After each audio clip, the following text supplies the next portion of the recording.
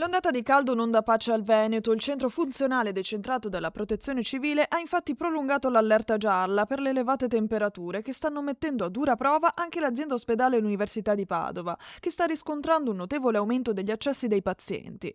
Si tratta di circa 70 al giorno al pronto soccorso pediatrico, 300 al pronto soccorso centrale e un centinaio al pronto soccorso dell'ospedale Sant'Antonio. Rispetto al mese di maggio effettivamente ci stiamo accorgendo che sono aumentati gli utenti che si rivolgono ai nostri servizi, quindi al pronto soccorso in particolare, e che esitano prevalentemente in codici bianchi e verdi e che riferiscono la loro sintomatologia a queste elevate temperature, gravate però anche da un tasso di umidità che le complica ulteriormente. In aumento anche le chiamate al Suon 118, 600 telefonate e una media di 250 uscite al giorno. Fondamentali in questo caso le raccomandazioni da parte del direttore sanitario Carla Destro. Bere molta acqua, proteggersi, utilizzare indumenti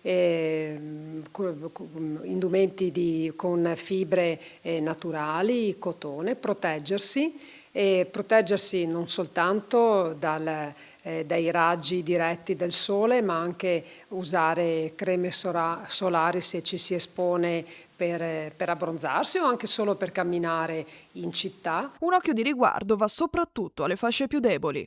Proteggere i bambini e i soggetti più fragili. Ricordiamoci che più difficilmente sentono lo stimolo della sete, quindi ci chiedono di bere, per cui li dobbiamo forzare, dobbiamo accorgerci che non lo stanno facendo. Proteggiamo anche gli animali.